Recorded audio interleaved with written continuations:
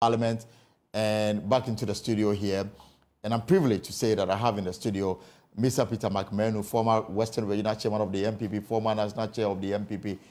He's been in and out of the MPP almost in every, very sensitive position. And today, among the 40 individuals penciled down to lead the MPP 2024 campaign, especially for the flag bearer, Vice President Dr. Bawumia, is Mr. Peter Manu, and he will serve the role as Electoral Affairs Manager, if you like. And this afternoon, he joins me in the studio to look at the parties, the composition, the strategy going to 2024.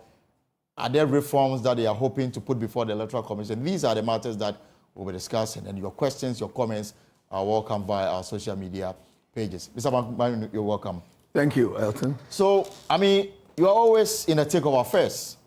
I've followed you from the Western region to the national office, in power and in opposition, and today you are leading the party as far as the electoral affairs is concerned. First, before we go into the composition, the Electoral Commission has already made it clear that they will maintain the December 7th date for the 2024 elections. What is your reaction to this? I know the party had wanted it moved to November. Well, I think that if the Electoral Commission has ultimately decided to stick to the 7th December date, it's well in order, because there were some form of agitations against it. So it's a matter of time. I think we will eventually get there, as many of the stakeholders were urging them to go up to 2028 so that they have enough time to prepare. The last time that this matter came up in 2016, it was put up in July 2016, and it was about 4 or 5 months to elections. So everybody thought that the timing was too short. Besides, there was voters registration exercise and other activities lined up, right, which perhaps overburdened the Electoral Commission. This time they came in, let me say January, but there's still a lot of items lined up in an election year. So looking at that, it's only good that they don't get entangled in some activities which they can finish. Because this one, it will mean going to Parliament, yes, it will mean amending the law. At the same time, you need support of the entire House. My understanding was that this was just going to require, with a CI, 21 days to mature, and then it becomes a law. This is not a CI. After the constitutional imperative have been removed. So that's where the difficulty is. The constitutional imperative before the CI. And it involves a lot of work. Because, for example, you see, we must be open and get more people, more stakeholders on board. I keep saying that many a time we limit ourselves only to political actors. But some decisions of the Electoral Commission has implications for the broader society. So a lot of consultation, even outside the political actors, will be necessary. But yet you had supported the November 7th date, even with all even with all the challenges that you are. Because in 2015, this matter had come up, okay? And when it came up in 2015, we thought that the ECOWAS and the AU protocol on elections and good governance stipulated clearly that 6 months to elections, you cannot make major reforms in elections timetable. So the timing was absolutely wrong. And Ghana is a signatory to the ECOWAS protocol as well as the AU protocol.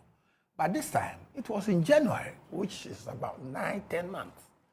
So we thought that if the EC can vouch and say that they have enough time looking at other jobs that need to be done for the D-Day and post-D-Day activities, fine. So we didn't say per se that we agree in total, but if they were in a position to assure us that other activities lined up could be done seamlessly, then the timing is all right within the AU and the ECOWAS protocols. So we will support it. Another issue that the issue cleared yesterday was the fact that in 2024, they will still use the indelible ink. You know, earlier there's been suggestions that they were going to phase it off. But the issue says the indelible ink will still be used in December. No, they haven't said that. Yesterday, they said it was under consideration. Yes, but today yesterday they declared that they will still use the indelible ink in 2024. Very well. And we also said that voters wanted an identity to even show to the family, to the public, that they had voted. And in our system, it is the indelible ink which is used as a mark. So we did not oppose the reintroduction or staying on of the indelible ink. We didn't. We didn't oppose. But from where you sit, are you okay with the way the Electoral Commission is conducting itself as we move closer and closer to 2024, December especially, even though we are yet to see the time? Well, I think if you listen to our national organizer sometime last week, was it on your channel?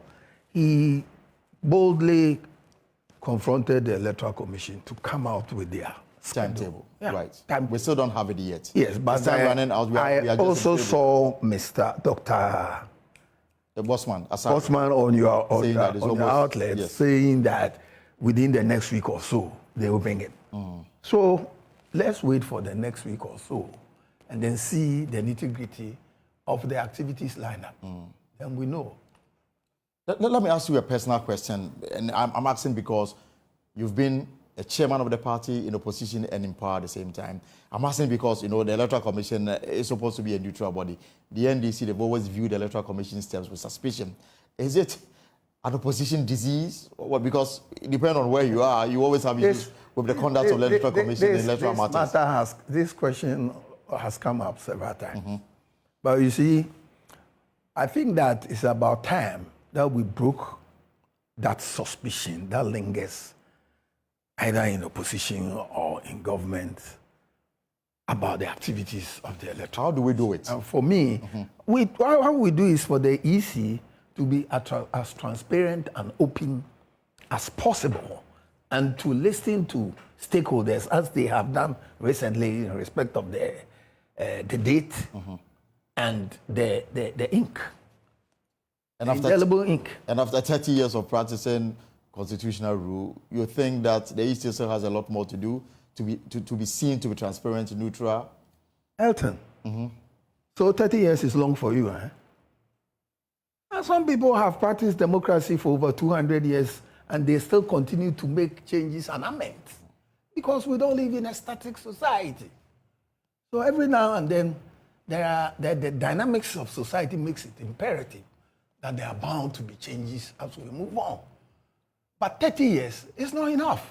Do you know when the first time in UK that secret ballot was enacted? 1872. Google. So how many years now? But they still continue. Yes. And I think about a few years ago, they made amendments for voters to carry ID card. So don't say 30 years. 30 years is what? In a life of a country or democracy is a journey. And you never finish that journey. So 30 years out of that journey is nothing. All right. So we are having a conversation with Mr. Peter Manu. He's a member of the MPP's 2024 election team, and he's in charge of electoral affairs. Now, Mr. Manu, let's get into this matter. And I want to believe that we were consulted before you heard your name. Oh, sure. Why not? And some say 40. And the names in here, I mean, someone will say the biggest of the biggest. I mean, Cabinet Japan, these are the big guys in the MPP, if you like. You have assembled your best to prosecute a campaign for 2024 election. But concerns about how you're going to manage these egos. From where you sit, how are you going to progress on this issue going forward? And the first thing, you must look at the objective of the campaign and whether all of us share or buy into it. And I can assure you that we all buy and share into that objective. What is the objective? Is to break the 8. Period. We want to win for a third time, make history in this country. The democratic journey must continue with the MPP in power. That's the objective. And all the people you are talking about, we share that objective. So there's not going to be any differences. Once we share the same objective, we will all align and do our bits to make the whole prosper and win an election. And you think breaking the 8 will be easy, looking at the current state of affairs? Oh, I think there is no easy election anywhere. Even in Soviet Union, where Navalny has been either murdered or died or whatever. Election is not, I don't think Putin takes it easy that there's going to be an easy election. There's nothing called easy election anywhere. No. So we are going to work hard and will continue to work hard on the ground, drill down to the ground to win an election. Nobody is going to hand us the victory on silver platter. We have to work hard for it, and we are prepared to do that. And why should Ghanaians buy into this product that you are presenting to us?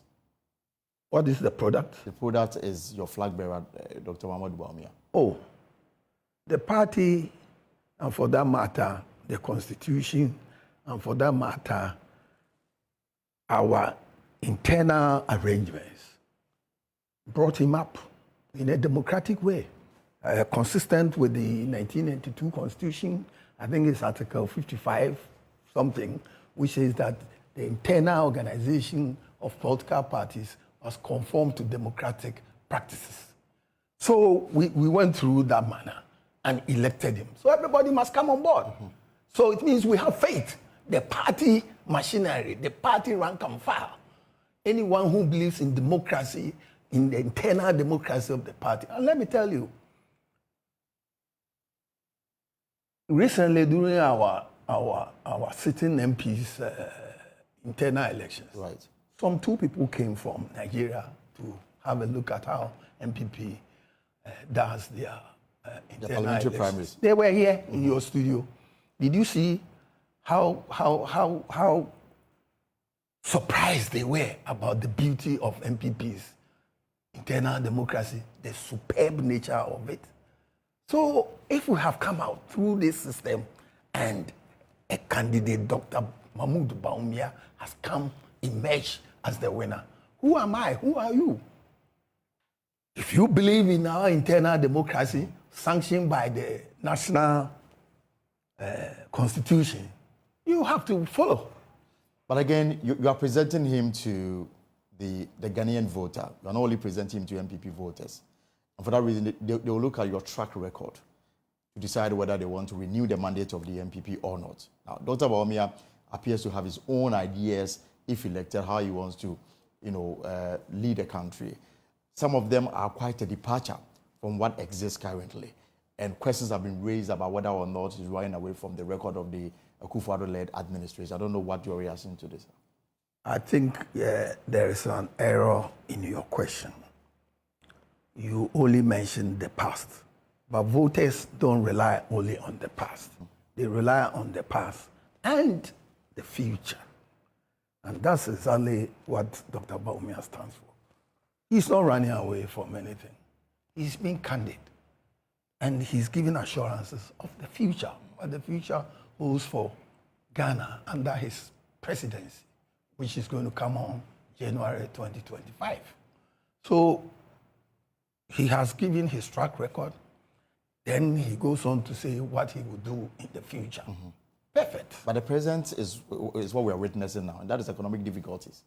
Oh, unless you haven't read much about what is going on globally. Yesterday, this morning, and on your own network, many African countries, yesterday Nigeria was where Ibadan were on demonstrations on high cost of living. The Naira has hit the roof against the dollar. Liberia, South Africa, Egypt, Kenya, I need not say about it. So I went to a saloon And I heard the young man saying, Ish, Charlie, the Nigerians have come to Ghana. Oh. I hear they say their currency is now rotting. So people are running to this country. And we went through it. But we have managed to stabilize it and we are going better. We are moving. Things are stabilizing. The inflation is going down. The exchange rate is stabilizing. There is food on the markets. You go to Nigeria now, they are suffering. The price increases the way it's going. There's fuel. Our lights are on for all the time. The teachers are paid. We are able to provide them with chalk. So what are you talking about? You see, in the life of a nation, if you have done economic history, no nation progresses from day one till the end. There are some obstacles. Sometimes the pendulum will swing the worst ways, but the ability, the nature that God gave human beings and leaders, people who are able to show leadership of service, like Dr. Bawumia, who turned the tide. It's part of history of nations. No nation has seen through it positively all throughout the life. But it is the ability of leaders who emerge and the ability to bring those sufferings under control that makes you. Your opponents will say that if you take perhaps COVID and Russia, which has become the main blame game, if you take them out, most of our suffering, self-inflicted. Indeed, the IMF and the World Bank warned before COVID came that our economy was not in good stead. That cannot be the case because everybody knew that our GDP before COVID, our exchange rates, the economy was moving all right until COVID and then ultimately Russia, Ukraine. You can't fault that. The IMF themselves have said that. And our former president, John Mahama, has said that at various fora overseas. So what are we talking about? But we are saying that that's the mark of a leader. Dr. Bawumia will take this opportunity come January 2025 and turn this around. That's what I mean by look into the future. So, Mr. Manu, what sort of campaign are you prosecuting? Oh, we have always done retail campaign. And when we say retail campaign, we mean touching the voter in the house, in the market, in whatever. Rather door to door. Rather than, yes, that's retail. Rather than mass rallies. Is that the kind of campaign you are running this year? Oh, yes. And that's the best campaign you can have. That is the best campaign. Then you appreciate the voter and you give him the opportunity to also ask questions about what is bothering him or her. So it's the best form of campaign you can ever get. Retail campaign. And how are you going about this? The retail? This retail campaign. When is it starting? How are you going about it? We have just introduced our campaign. Our campaign, yours. The team will be launched and it will be drilled down to the polling station and then from the polling station to the door to door. Tell me about Dr. Muhammadu Bawumia. I should tell you about it. Oh, he's the vice president of the country and the presidential candidate of the party. Convince me as a voter to give him my vote. I think, despite all that is happening, if you want to know Dr. Bawumia, you see, we will not conduct our campaign along those lines because we will do a baseline study. That will tell us what the voters want. You don't know yet? Oh, you want me to come and sit here and pour my heart out? We are talking. No, the campaign team is yet to be inaugurated. Why should I preempt? That cannot be the case. But what I can tell you is that you have to do a baseline study. Come out with what the voters want and match it against the capabilities of your flag bearer. Then that will also inform the manifesto committee what to put in the manifesto for the future. A lot of surveys done, and people we've spoken to, their own personal economy appears to be the key driver in terms of how they want to vote in 2024. And I guess that reflects on the generality of the voter population in this country. So the economy ranks first, because the more you improve the economy, the more people have jobs, people's standard of living improve. Now, right now, they say that what we inherited and what we have now, there's a sharp contrast. What we inherited? No, I don't think so. We inherited Dumso. Your FM, you were in trouble. You had to use generators. And this will tell you that they almost fixed it before they left power. Everything they did it before they left power. But me and you and the ordinary voter, the hairdresser, the ice kinky seller, knows that he didn't have light. So it's not for what somebody will say. But don't take the voters for granted. They are discerning and they know where they were, where they have been taken. The dollar was $2 to a cedi. Yes. In 2016. It's almost 13 cedis to Has it stabilized? And then even if you say it's 2 cedis to a cedi and it's gotten to 13 cedis, if you compare that within the range of 7 years to 2009 to 2016 and look at the percentages, you realize that the rise within that period is higher than within the period to 2017 to now. You realize that. So we will ask for data and figures and telling them where we are coming from and where we are. We will really... So despite everything, you are so convinced that the NPP is much better than the NDC? Very well so. Very well so.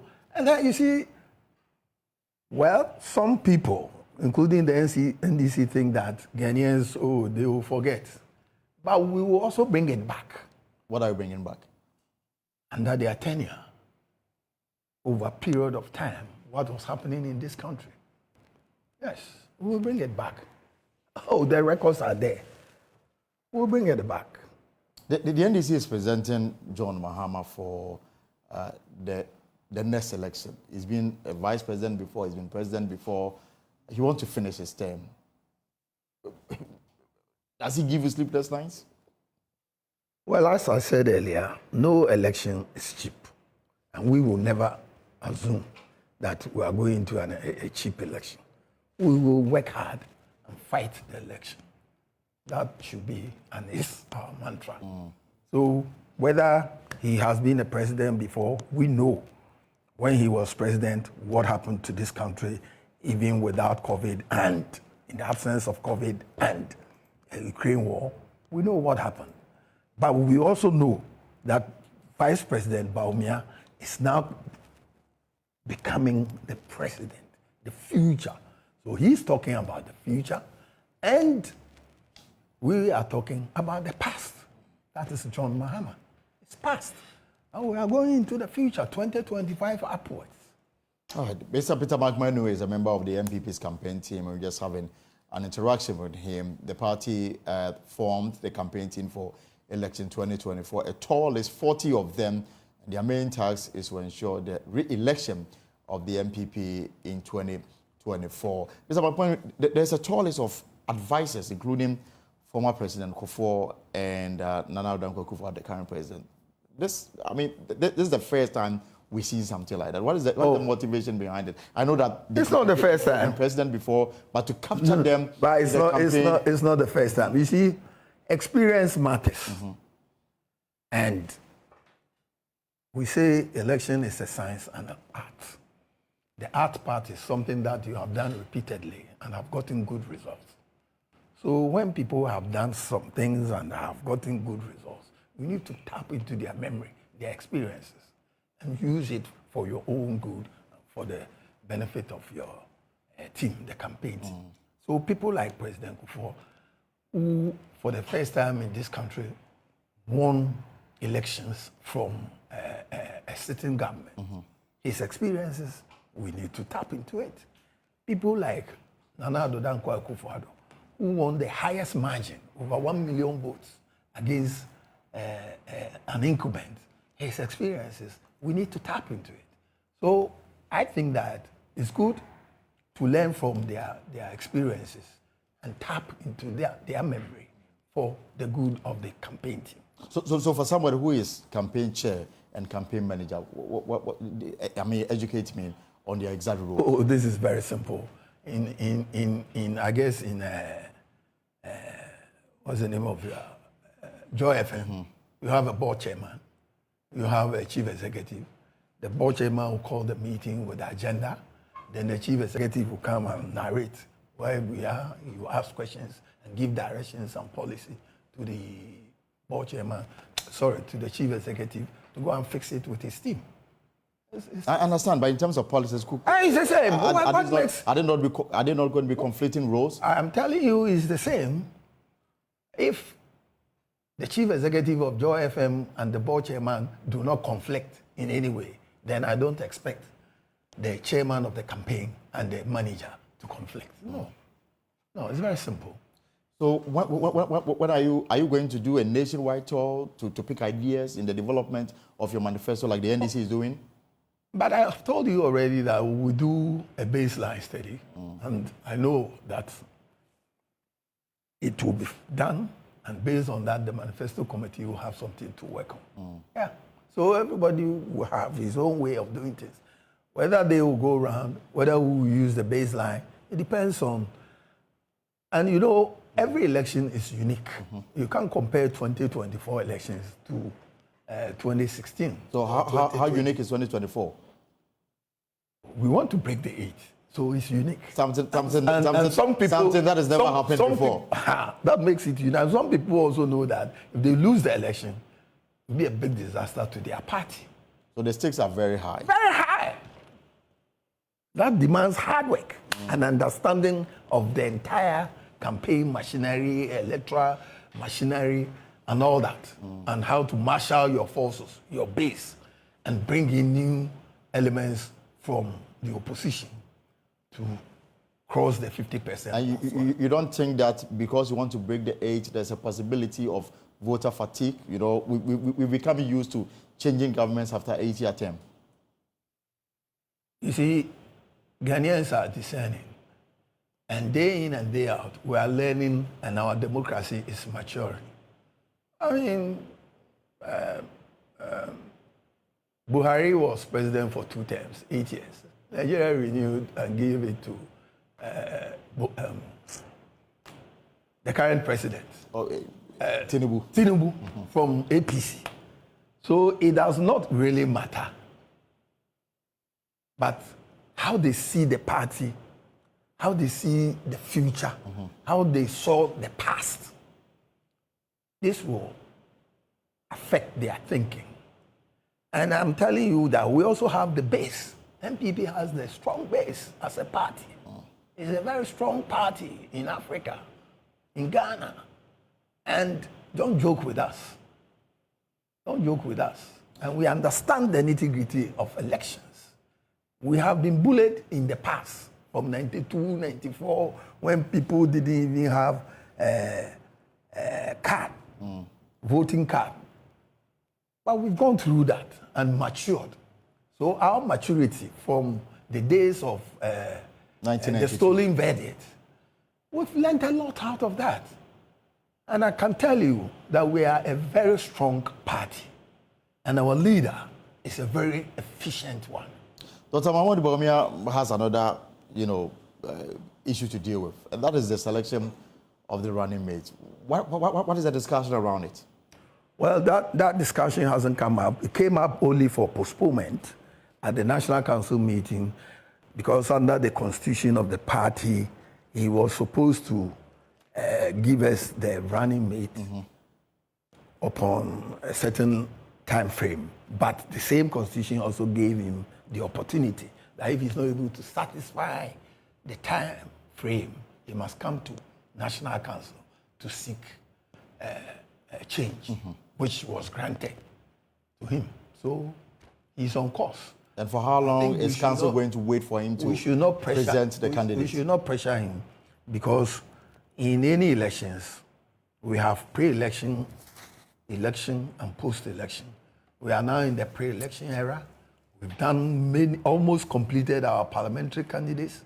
We have completed our presidential candidate himself, and the appointment of a running mate, which he will, after appointing, bring for the approval or concurrence of National Council. Will come very soon. But Mr. Manu, you are very experienced. That we have inaugurated the campaign team. Mr. Manu, you are very experienced in this, but you've sat in many council meetings where you have discussed this particular matter. For you, what are the factors that will influence the choice? I think that that person should complement the flag bearer to enable us to win the election. Because in our constitution, the objective under Article 1.3 is to win political power through democratic means, in order to pursue the party's agenda as provided for in the party's manifesto in the general election. This is Article 2.3 of the party's constitution. So he will need somebody who will complement him to enable us achieve this objective under Article 2 of the MPP Constitution. It appears to me, based on comments from some meeting members of your party, that the search has been narrowed down to the Ashanti region. Well, I can tell, because I'm not part of the search team. But if it's narrowed to any region or any multiplicity of regions, so be it. What is important is whether that person can help us achieve the aims and objectives of MPP as set out in Article 2.3, which is to win political power through democratic means in order to pursue the party's agenda as provided for in the party's manifesto for a general election. And it will not matter where the person will come from, the region especially. As I said, we need somebody who will complement Dr. Bawumia to enable us achieve this objective, to win political power and break the eight, make history. We have heard names like Dr. Majopoku Prempeh as a front runner. We've heard the Education Minister. We've heard the First Deputy Speaker of Parliament. Are these same names that you know or working with? I know more than that. So the search is wide. It's going on widely. But you see, ultimately, I trust the judgment of Dr. Bawumia. I trust his judgment that he will bring somebody who will complement him to enable us achieve this objective. I trust him very well on that. Excellent. And that person usually will come from the Ashanti region? Well, if that is the case, nobody will be worried. What we need is somebody who will complement him to enable us achieve our objective as enshrined in Article 2.3 of the party's constitution. And this matter did not come up yesterday at the council? Oh, no, it didn't come up at all. And you don't know when he'll be ready to present such a person? I don't know. But whenever he's ready, a meeting will be called. Yeah. I have sat, like you said, I have sat in these meetings from Professor Dubois' era through President Kufuor and how to Nana Akufo-Addo. And how the vice presidents are introduced and the discussions and the debates and ultimate approval, etc. So we'll go through. Is it the case that the flag bearer has the ultimate word in this matter? He has the ultimate word, but he will consult the National Council. I think I can read that for you. Under our Constitution. Which means the National Council can reject the candidature. Oh, yeah.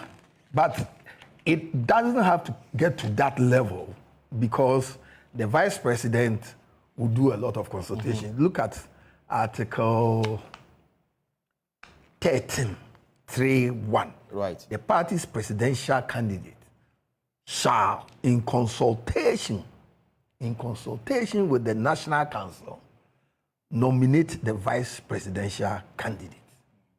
So he is bound, because it's shall, to consult the National Council to nominate the vice presidential candidate of the party. It doesn't say that he requires the approval.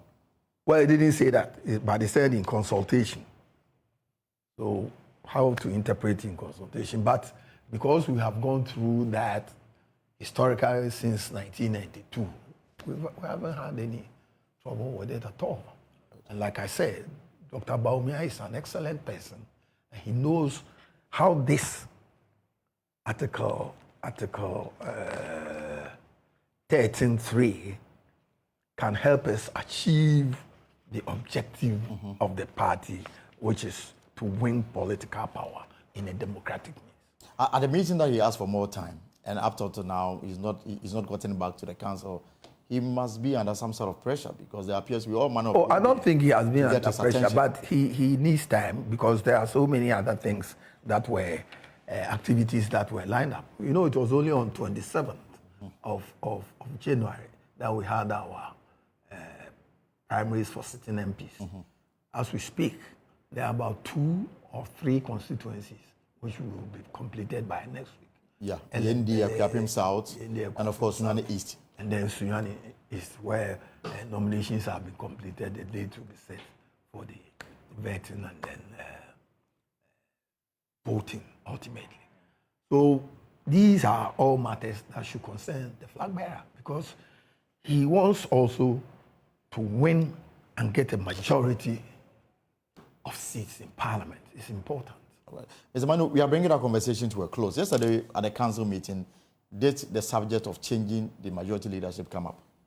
It came up, but it came up in the sense that it was on the agenda, but the General Secretary and the chairman dropped it, that they need further consultation with the members of Parliament. It was not discussed at all? No. The only thing that was done was that it's on the agenda, but it's going to be stood down for further consultation with our members of Parliament. So therefore, the proposal to make some changes has been mooted?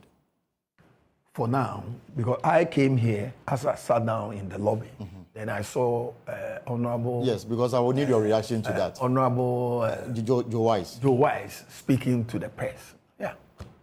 No, we've changed things such that we think that previously it was the party which which chose the leaders. The leaders. But we changed our rules to make, because we felt that the members of Parliament must have a say. Okay, you don't just sit outside and impose people on them.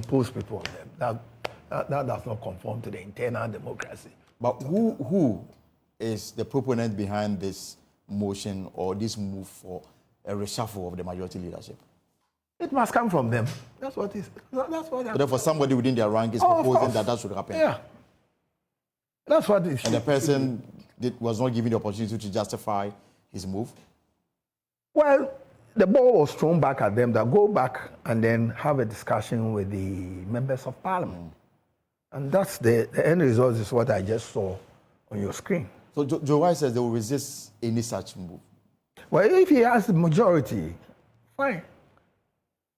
Unless, because nobody has come up against what maybe is too early in the day. So let's see if anybody will come up against what Joe Wise said. So therefore, finality has not been brought on this matter. It is still a possibility that there could be some changes. If some group of MPs think that they can also stand up, and then there will be a debate, a discussion, and then a vote, which will then ultimately bring it to the council, then the process can be restarted.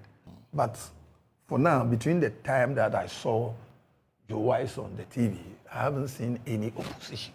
So let's wait and see. All right. Mr. Manu, as you speak to me, I'd like you to speak to my audience and then tell them why your candidate should be given the nod to continue.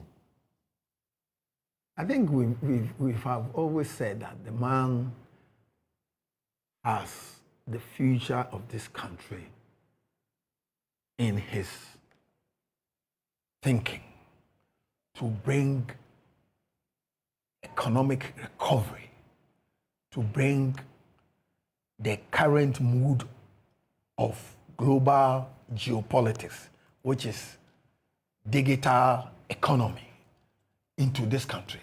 He's spoken about agriculture, how he intends to build up our agricultural sector, how industries should build up, how our financial systems should operate using digital mechanisms.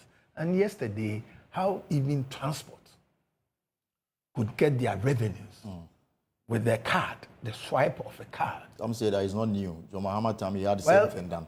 Everything you say, NDC will come up and say, but there's evidence backing that. So where is it? Where is the yellow bars? He had it done. Where is the yellow bars? Where is the yellow bars? My friend, you think Ghanaians, they don't see things there and they don't feel it. All right, let's leave and see what will happen in December 7th.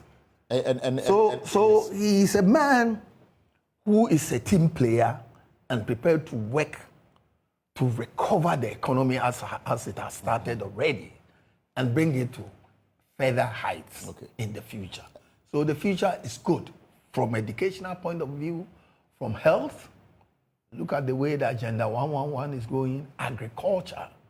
And there's one thing we need to also talk about. That's the climatic change and its effect on agriculture. And he has proposed that. So he's a brilliant man. He's not corrupt. Dr. Bawumia is not corrupt. And I will hammer that. Because some people try to stain him with all manner of lies, peddling lies about him because he's not stained in any way. That's the kind of person we need. And I said last words, but does the MPP have any proposals ahead of election from the Electoral Commission point of view? Are there things that you want the EC to do? If he brings their, their program, then we'll know, certainly. All right. Yeah. So we are waiting for the program next week or so, as Dr. Bosman said. Then we'll look critically at it, and maybe at IPAC or at another fora.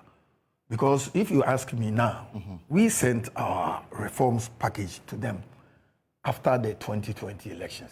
For example, if you ask me about collation rooms at the constituencies, I have always said now and then that people who don't have accreditation must not be allowed into the collation room. And when they enter the collation room, the EC must provide chairs and tables for them because they are supposed to write. Right. But if you leave them standing, then they can throw their hands pugilist. That's not good, because that can bring chaotic situations, and then later you will see people don't want to go away, and then a shot is fired and all manner of things. So they must prepare the collation rooms properly and admit only people that the law accredited to be there. Those who are accredited to be there. Strict enforcement. I have attended several or have observed several elections in other countries, Nigeria, Kenya, and others.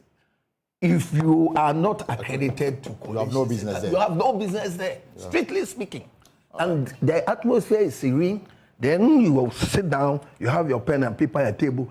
After all, it's calculations, mathematics. Then you can add up and subtract and know that you are losing. Right. Mr. Peter Manu is a member of the MPP's campaign team. He's in charge of electoral affairs, and we've been having a conversation with him. Mr. Manu, thank you very much for coming. Thank you. The very best. Hopefully, next time we meet, we'll be talking about your running mate and the other matters. This.